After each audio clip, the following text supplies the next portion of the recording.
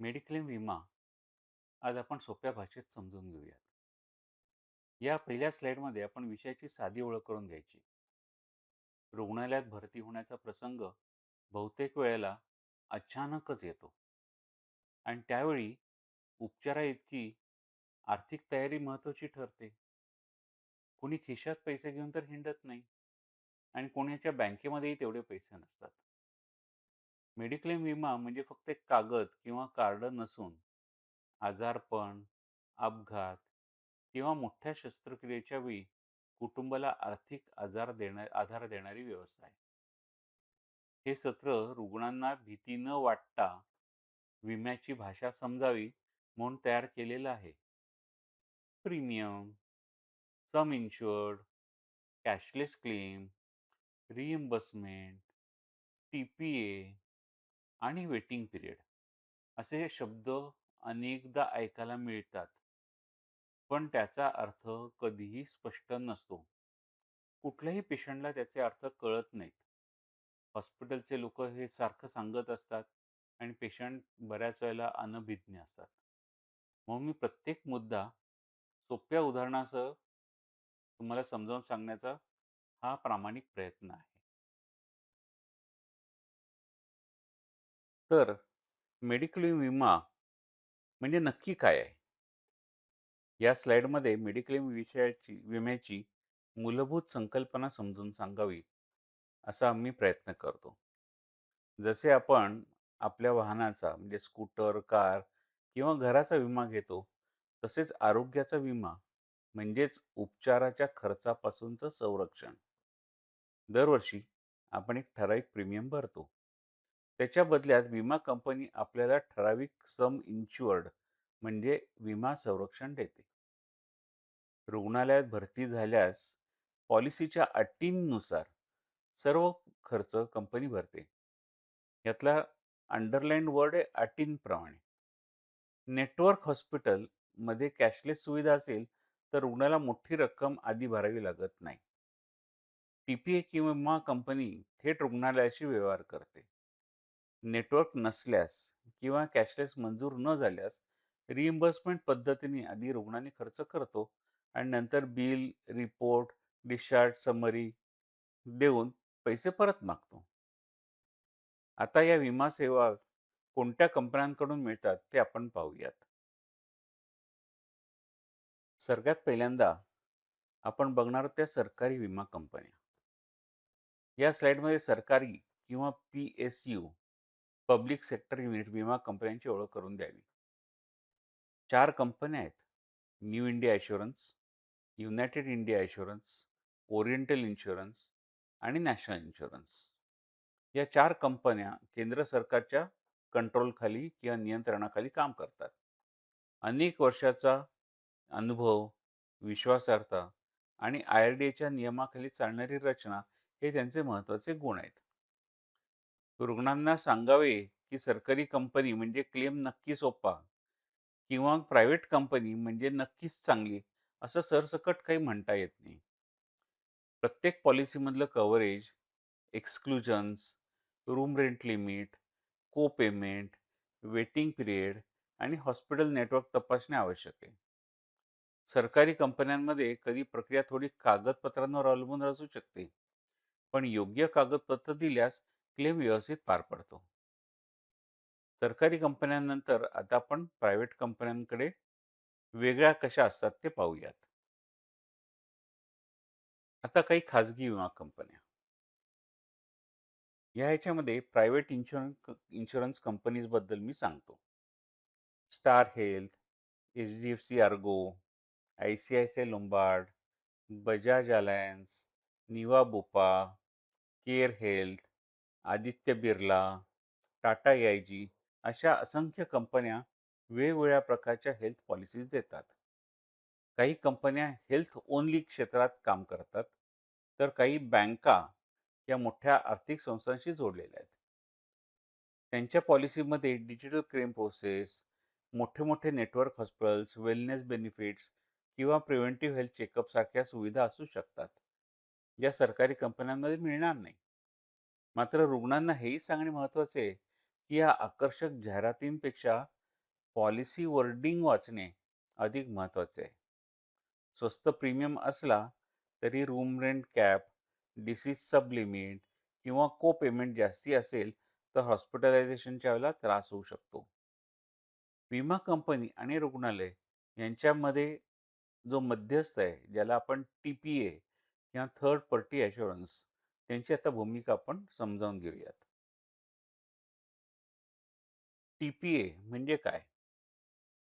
या ह्याच्यामध्ये third party administrator हा विमा कंपनी आणि रुग्णालय यांच्यातील दुवा आहे, हे स्पष्ट होतं. रुग्णाला कॅशलेस क्लेम हवा असला तर रुग्णालयाच्या TPA desk policy details, admission reason, doctors advice आणि खर्चाचा अंदाज हा टी-पी-एकडे म्हणजे मध्यस्थाकडे पाठवतो.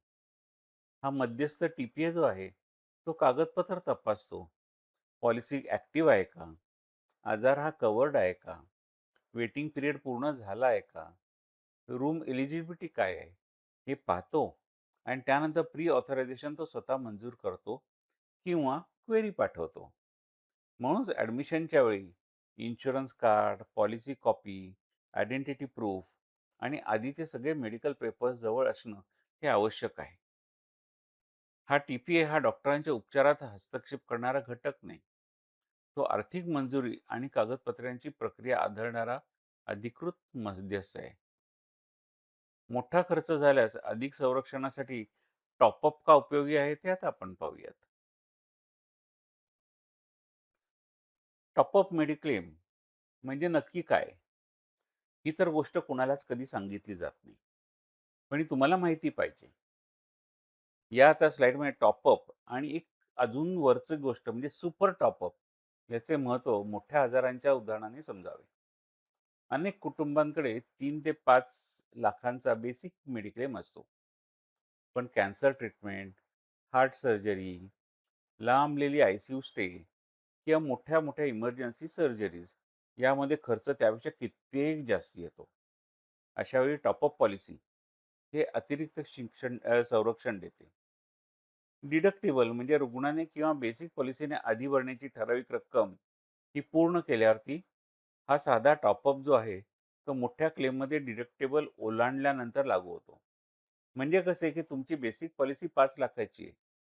ही 5 लाख जेव्हा व्हॅल्यू ओलांडून जाते आणि खर्च त्याहीपेक्षा जातो, तेव्हा ही टॉपअप पॉलिसी कामाला येते. सुपर टॉपअप ही वर्षभरातील सर्व क्लेम्स एकत्र मोजते. त्यामुळे एकाच वर्षात 2दा किंवा 3दा ॲडमिट झालं, तर तो अधिक उपयोगी ठरू शकतो. इथं प्रीमियम कमी आणि प्रोटेक्शन मात्र मोठं-मोठं मिळू शकतं. म्हणून प्लॅनिंग करताना विचार करावा.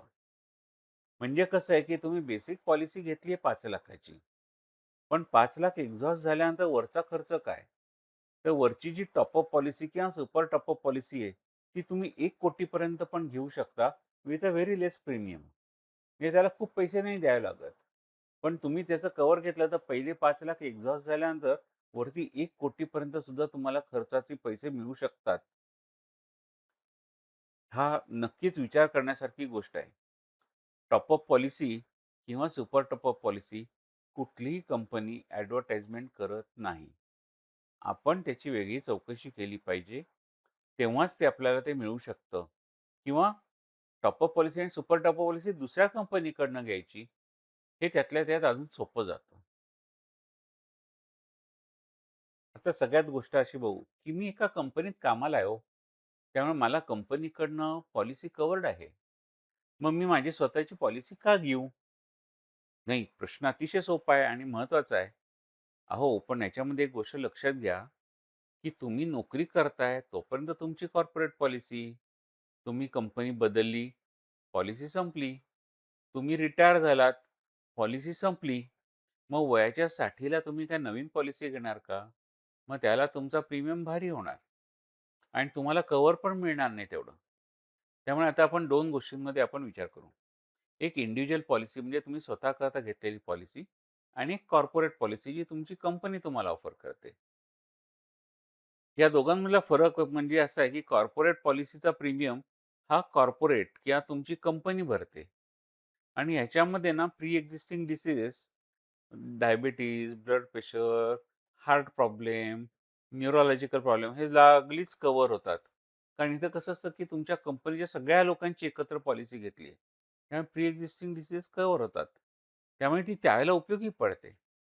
नोकरी बदलली, तुम्ही रिटायर झालात, कंपनीनेच जर पॉलिसी बंद केली, तर तुमचं संरक्षण ताबडतोब थांबतं. आता तुम्ही डायबिटीज डिक्लेअर झालेला आहे. आता तुम्ही इंडिव्हिज्युअल पॉलिसीला गेला, तर तुम्ही डायबिटिकेट डिक्लेअर केल्या-केल्या तुमची प्रीमियम वाढला. त्यामुळे अशाला काय करायचं? किंवा वेटिंग पिरियड वाढला. मग अशाला काय करायचं, की इंडिव्हिज्युअल पॉलिसी पण चालू ठेवावी. मग ती कमी व्हॅल्यूची असेल, पण ती चालू ठेवा. कॉर्पोरेट पॉलिसी तुमची लेबाईल आहे. कंपनी सोडणं, रिटायर होणं या गोष्टीमुळे ती बदलू शकते.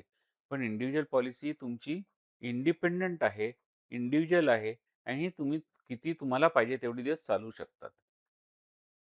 आता एक तिसरा प्रकार आहे, म्हणजे तो ग्रुप इन्शुरन्स म्हणजे काय? हे देखील आपण आता समजून घेऊयात. आता ग्रुप इन्शुरन्स म्हणजे काय? म्हणजे आता काही वेळेला काय होतं, की ग्रुप इन्शुरन्स एक संस्था असते किंवा कंपनी असते, कारखाना असतो किंवा सोसायटीतले अनेक सदस्य एकत्र येतात आणि सगळ्या यांची एक पॉलिसी घेतात. म्हणजे मी तर आमच्याकडे बघितलंय, की एक समाज एकत्र येतो आणि त्यांचा एक ग्रुप इन्शुरन्स पॉलिसी घेतो आणि त्याच्या अंतर्गत त्यांना एक विमा संरक्षण मिळते. अशी पॉलिसी जेव्हा असते, तेव्हा त्याचा प्रीमियम कमी असतो. काही वेळा त्याला वेटिंग पिरियड पण नसतो. आणि pre existing diseases, diabetes, blood pressure हे कव्हर पण होतात. कारण आता एका वेळेला 1000 लोकांनी एकत्र पॉलिसी घेतली आहे ना. प्रीमियम कमी, प्री एक्झिस्टिंग डिसीज गेलेले आहेत. सगळ्या बाकीच्या गोष्टी गेलेल्या आहेत. त्यामुळेच त्या एनरोल केलेल्या लोकांना किंवा सदस्यांना लगेच फायदा मिळू शकतो. पण याच्या मर्यादा पण स्पष्ट करायला पाहिजेत. एकदा तुम्ही त्यात सदस्य संपलं किंवा नोकरी गेली, की कव्हर बंद. सम इन्शुर्ड कमी असू शकते. या कुटुंबातली सगळी सदस्य कव्हर्ड नसतील, जे फॅमिली त्याच्यामध्ये ॲड नसते. तुम्ही इंडिव्हिज्युअल असता. म्हणून ग्रुप पॉलिसी हा चांगला सपोर्ट असला, तरी त्यावर अवलंबून राहू नये. कुटुंबाचा इतिहास, वय, भविष्यातील गरजा हे सगळं विचार करूनच मेडिक्लेम घ्यावा. आता कॅशलेस क्लेम कसा करावा, याबद्दल आपण थोडंसं विचार करू. प्रॅक्टिकल उपयुक्त प्रक्रिया मी तुम्हाला सगळ्यात प्रथम सांगतो. सगळ्यात पहिल्यांदा हॉस्पिटल किंवा रुग्णालय नेटवर्कमध्ये आहे का? हे तपासा. ॲडमिशनच्या वेळी त्याला एक टी-पी-ए डेस्क म्हणून असतं किंवा वेगळी जागा असते, जिथं आपल्याला इन्शुरन्स कार्ड, पॉलिसी नंबर, आधार कार्ड आणि मेडिकल डॉक्युमेंट्स ही सगळी द्यायला पाहिजेत. बघा, सगळ्यात पहिल्यांदा नेटवर्कवर आहे का बघा. त्यानंतर तुमचे पेशंट्स पेपर्स द्या. जर प्लॅन्ड ॲडमिशन असेल, तर एक प्री ऑथरायझेशन फॉर्म येतो. तो आधी भरायचा आणि तो त्यांना पाठवायचा. इमर्जन्सी ॲडमिशन असेल, तर ॲडमिशन नंतर पहिल्या 24 तासाच्या आत ते आपल्याला कळवावं लागतं. आता ह्याच्यात काय-काय असतं? रुग्णाचं डायग्नोसिस काय आहे? त्याचा प्लॅन काय आहे ट्रीटमेंटचा? तो डॉक्टर लिहून देतील. अंदाजे खर्च किती येणार आहे? आणि तुमची पॉलिसी एलिजिबल आहात का तुम्ही? फॉर एक्झाम्पल मी तुम्हाला नी रिप्लेसमेंट सांगितले, त्याचा खर्च 2-2.5 लाख आहे. पण तुमची एलिजिबिलिटी 1च लाखाची आहे. तर तुम्हाला कसा क्लेम मिळेल? त्यामुळे हेही तपासलं जातं. आणि जेव्हा टी-पी-ए कडनं तुम्हाला एक अप्रूव्हल येतं किंवा मंजुरी येते, तेव्हा रुग्णाला थेट विमा कंपनीकडनं पैसे मिळतात. आता ह्याच्यात काय-काय मिळत नाही हेही एकदा बघायला पाहिजे. Gloves, consumables, registration charges, personal expenses किंवा पॉलिसीमध्ये एक एक्सक्लुडेड आयटेम्स नावाचा एक कॉलम असतो. त्या आयटम खाली येणाऱ्या सगळ्या गोष्टींचा खर्च रुग्णाला भरावा लागू शकतो. हे आपल्याला जेव्हा आपण कॅशलेस करता जातो, तेव्हाच या गोष्टी आपल्याला माहिती पाहिजेत. डिस्चार्जची जेव्हा आपली वेळ ठरते, तेव्हा हे डिस्चार्जचे कार्ड, बिल हे सगळं टी-पी-एकडे आपण पाठवलं जातं आणि मग टी-पी-एकडनं जेव्हा त्याचं उत्तर येईल, मग त्याला कधी-कधी 2 तासापासून 10 तासा 12 तासांपर्यंत सुद्धा वेळ येऊ शकतो फायनल अप्रूव्हल करता. मग त्या फायनल अप्रूव्हल येईपर्यंत तुम्हाला हॉस्पिटलमध्ये राहावं लागतं. हे आपण महत्त्वाचं लक्षात ठेवायचं. त्याला हॉस्पिटलवरती चिड करून उपयोग नसतो. त्या टी-पी-ए डेस्कवरती काही नसतं. ते सगळे पेपरवर्क, त्याची छाननी करणार आणि मग तेच तुम्हाला फायनल अप्रूव्हल देणार. शेवटी मेडिक्लेम घेताना आणि वापरताना लक्षात ठेवण्यासारखे जे काही मुख्य मुद्दे आहेत, त्या मात्र आपण आता पुढच्या ह्याच्यात पाहूयात. आता या शेवटच्या स्लाईडमध्ये आपण काही गोष्टींबद्दल महत्त्वाचं लक्षात ठेवूयात. सगळ्यात पहिली म्हणजे वेटिंग पिरियड. नवीन पॉलिसी घेतल्यावर अपघात वगळता काही दिवसांचा वेटिंग पिरियड आणि प्री एक्झिस्टिंग डिसीजसाठी साधारणपणे 2 ते 4 वर्षाची प्रतीक्षा असू शकते. उदाहरणार्थ, हर्निया आहे, हायड्रोसील आहे, युटरसचे गाठ आहे, गॉलब्लॅडर स्टोन्स आहेत, स्तनातली गाठ आहे, थायरॉईडचा प्रॉब्लेम आहे. हे आजार काही एका दिवसात येत नाहीत. त्यामुळे त्यांच्या दृष्टीने ते बघताना काय सांगतात, की "these are pre existing diseases." त्यामुळे अशी पॉलिसी घेतली आणि तसे पैसे घेतले असं होऊ शकत नाही. तुम्ही जेव्हा 2 वर्ष किंवा 4 वर्ष डिपेंडिंग ऑन कुठनं पॉलिसी घेतली त्याप्रमाणे, तो प्री एक्झिस्टिंग डिसीज कव्हर होत नाही. तेवढे प्रीमियम भरल्यानंतर मग तुम्हाला या आजारांकरता मिळू शकतात. त्यामुळे वेळेवर रिन्यूअल करा. हे मात्र मी तुम्हाला नक्की ॲडवाईस करेन. आता दुसरी गोष्ट सगळ्यात महत्त्वाची म्हणजे पॉलिसी जर लॅप्सच झाली, तर कंटिन्युटी तुटली ना, सातत्य तुटलं. त्यामुळे फायदे गेले. म्हणजे तुम्ही 1 दिवस जरी उशिरा केलात, प्रीमियम भरलात, तर लागलीच ते सांगतात की पॉलिसी हॅज लॅप्स्ड. कारण आता तुम्ही परत क्लेम करणार ना, प्री एक्झिस्टिंग डिसीज कव्हर झाला. पण तुम्ही लॅप्स केली हो, 1 दिवसांनी उशीर केलात, ताबडतोब ती लॅप्स झाली म्हणून सांगतात आणि तुम्हाला त्याची फायदे मिळत नाहीत. तिसरा मुद्दा पोर्टेबिलिटी. पोर्टेबिलिटीचा अर्थ काय, की तुम्हाला एक विमा कंपनी नाही आवडली, तर तुम्ही दुसऱ्या कंपनीकडे ट्रान्सफर करू शकता तुमची पॉलिसी. म्हणजे विचार करा, की तुम्हाला एक सरकारी कंपन्यांमधनं तुम्ही एक प्रायव्हेट कंपनीला तुमची अख्खीच्या अख्खी पॉलिसी ट्रान्सफर करता येते. पण ही पॉलिसी जेव्हा ट्रान्सफर करतो, तेव्हा तुमच्या ह्याच्यातल्या काही-काही गोष्टी ज्या आहेत ना, की बेनिफिट्स हे तुमचे टिकू शकतात. लाइक तुम्ही ते 4 वर्ष तुमची जी प्री एक्झिस्टिंग डिसीज होते. तुम्ही पहिल्या कंपनीच्याकडनं 4 वर्ष तुम्ही घेतली ना पॉलिसी. पण आता तुम्हाला आवडली नाही 5व्या वर्षी मी दुसऱ्या कंपनीकडे ट्रान्सफर केली. हा प्री एक्झिस्टिंग डिसीजचा मुद्दा आहे ना, हा निघून गेला. कारण तुम्ही 4 वर्ष प्रीमियम भरलेला आहे आधीच्या कंपनीमध्ये. त्यामुळे पुढची कंपनी ट्रान्सफर केल्यानंतर त्या क्लॉजला ॲक्सेप्ट करते आणि तुम्ही कव्हर्ड होता हे मान्य करते. त्यामुळे पोर्टेबिलिटी करा तुम्ही, त्याच्यात काही प्रॉब्लेम नाही. पण ही गोष्ट त्यावेळेला क्लिअर करा, की माझे प्री एक्झिस्टिंग डिसीजेस पुढच्या ह्याच्यात कव्हर होणार का नाही होणार. सगळ्यात चौथा हे मुद्दा म्हणजे तुम्ही कुठली पॉलिसी प्लॅन कसा निवडायचा. फक्त प्रीमियम बघून तुम्ही पॉलिसी घेऊ नका. साधारण विचार करा ना, की तुमचं वय काय? तुमच्या कुटुंबाचा आकार काय? तुमच्या कुटुंबाची तुमच्याशी डिपेंडन्सी काय? तुमच्या शहरात तुमच्या हॉस्पिटलच्या कॉस्टिंग काय येते? ह्या सगळ्यांचा विचार करा.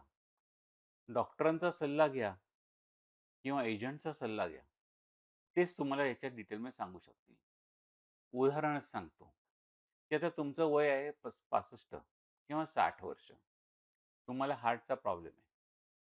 सम डे तुम्हाला बायपास लागू शकते, अँजिओप्लास्टी लागू शकते, हार्टमध्ये प्रॉब्लेम येऊ शकतो, आय-सी-यूमध्ये ॲडमिट करावं लागू शकतं. मग आता असा विचार करायचा, की तुम्हाला जर बायपास करावी लागली, तर तुमच्या शहरात साधारण खर्च किती येतो? मग तो साधारणपणे 7,00,000 येतो, 8,00,000 येतो. मुंबईतली गोष्ट. उद्या पुण्यामध्ये गेलात, हा खर्च 6,00,000त होईल. अजून तुम्ही बाहेर गेलात, नाशिकमध्ये गेलात, हा 4,00,000 किंवा 5,00,000 होईल. तुमच्या एरियाप्रमाणे तुमची जी गरज आहे, त्याप्रमाणे तेवढा पॉलिसी कव्हर पाहिजे आणि तो जर नाही घेतलात, तर यू लँड इंटू प्रॉब्लेम्स.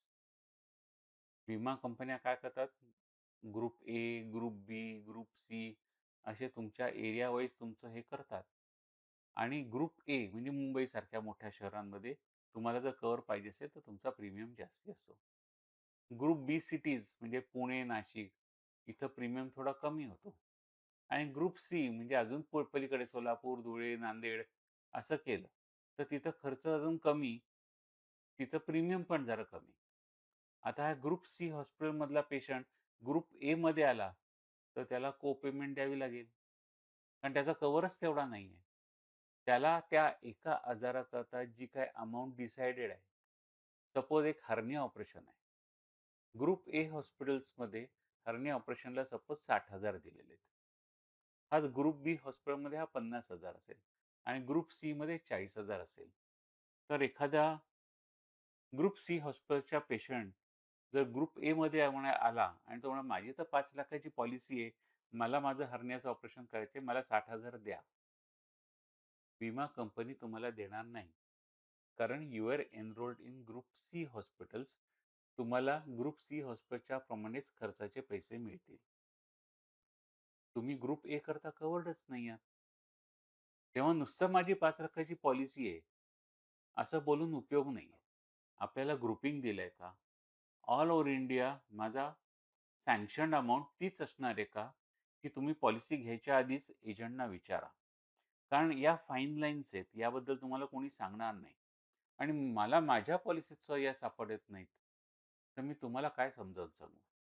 तेव्हा तुम्ही तुमच्या एजंटकडनंच या गोष्टी आधी लिखित घ्या किंवा त्यांनी सांगितलेल्या गोष्टी रेकॉर्ड करून घ्या.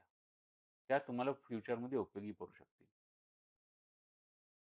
मी डॉक्टर दंडवते या तुम्हाला सांगितलेल्या गोष्टी आहेत, या मला आजपर्यंत समजलेल्या आणि मला ज्या आकलन झाल्या त्या दिलेल्या आहेत. यातल्या काही गोष्टी चुकीच्याही असू शकतील. पॉलिसी घ्यायच्या आधी नुसत्या माझ्याकडे किंवा मी सांगितलेल्या गोष्टींकडे ऐकू नका. स्वतः सतर्क राहा आणि स्वतः याची चौकशी केल्याशिवाय पुढच्या गोष्टी करू नका. Thank you.